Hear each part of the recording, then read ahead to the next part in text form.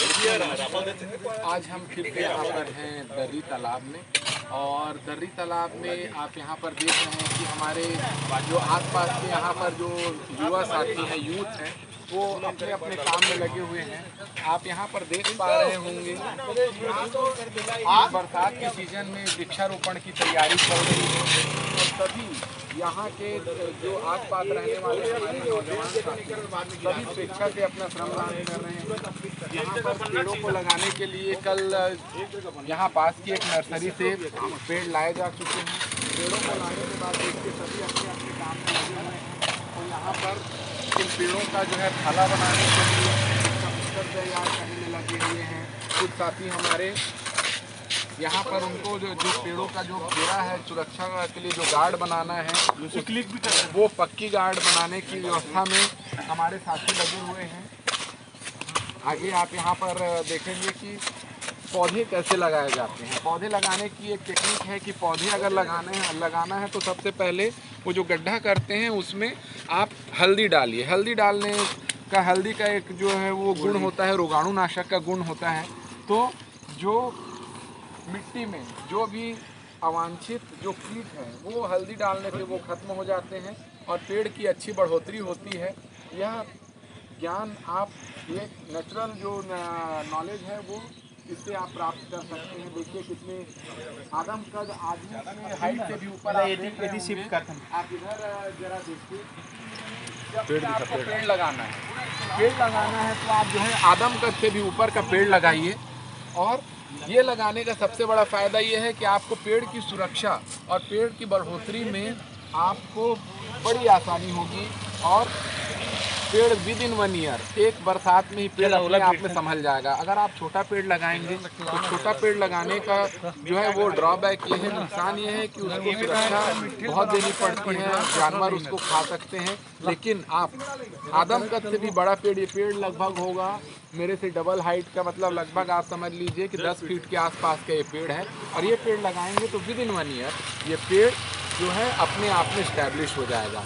आप ये दर्री तालाब में देख रहे हैं कि हमारे युवा साथी इस तालाब के चारों ओर जहाँ जहाँ तक आपकी नजरें जा रही हैं, पिछले बरसात के सीजन में यहाँ पर जो है इन्होंने इन सभी ने श्रमदान करके इस तालाब को हरा भरा किया है। आप वहाँ पर आगे देखेंगे, ये इस बार का काम जहाँ पर जगह छूटी हुई है तालाब में, उस पर वृक्षारोपण का काम चल रहा है। आगे आप देखेंगे कि यहाँ पर जो पिछले सालों में 1-2 सालों में जो वृक्षारोपण हुआ है, नीम का पेड़ है, आम का पेड़ है, कोलियार भाजी का पेड़ है, बुहार भाजी का पेड़ है, और जहाँ तक आपकी नज़र जा रही है तालाब के उस छोर में भी आप देखिए, वहाँ पर भी जो है परमानेंट गार्ड पक्की व्यवस्था सुरक्षा की बना के हमारे इन सभी श्रमदानी साथियों ने पूरे तालाब को ग्रीन करने का, इस पर्यावरण संरक्षण का जो लक्ष्य लिया है, उस लक्ष्य की ओर सतत हमारे साथी जो है आगे बढ़े चले जा रहे हैं।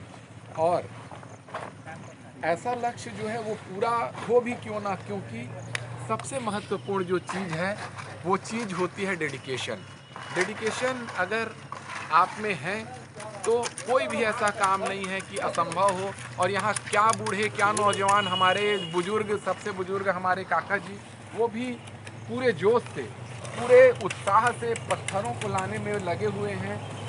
किसी भी काम को पूरा करने में जो बात समझ आती है वो चीज़ है उत्साह और समर्पण। उत्साह और समर्पण अगर आप में है तो कोई भी काम आप डिसाइड करें, कोई भी काम आप सोचें, वह असंभव नहीं है। यहाँ पर देखिए कि हमारे हमारे बड़े भैया हैं मेजर जी, वो एक स्किल वाला काम कर रहे हैं कि यहाँ पर जो है एक पक्की व्यवस्था जो ट्री गार्ड की जो बनानी है, जो पौधों की सुरक्षा के लिए बनानी है, उसको लेकर कंक्रीटीकरण का काम जो है वो कर रहे हैं। यह भी एक स्किल का काम है, और ऐसे छोटे मोटे स्किल आप जो है अपने अंदर रखेंगे तो निश्चय ही आप उस चीज़ का उपयोग बहुत ही सार्थक ढंग से पर्यावरण के लिए, समाज के लिए कर सकते हैं। मूल बात यह है कि हमेशा सीखते रहिए, अपने दिलो दिमाग को हमेशा समाज सेवा में लगाते रहिए। इसमें 2 फायदे हैं। पहला फ़ायदा इससे पर्यावरण का तो फ़ायदा हो गई, दूसरा फ़ायदा ये है कि खुद में भी फील गुड होता है। फील गुड का मतलब ये कि जब आप किसी के लिए कुछ करते हैं, आप समाज सेवा के भाव से कुछ करते हैं, आपका अपना मन शांत होता है, आपको अपने जीवन में जीने की एक नई ऊर्जा मिलती है।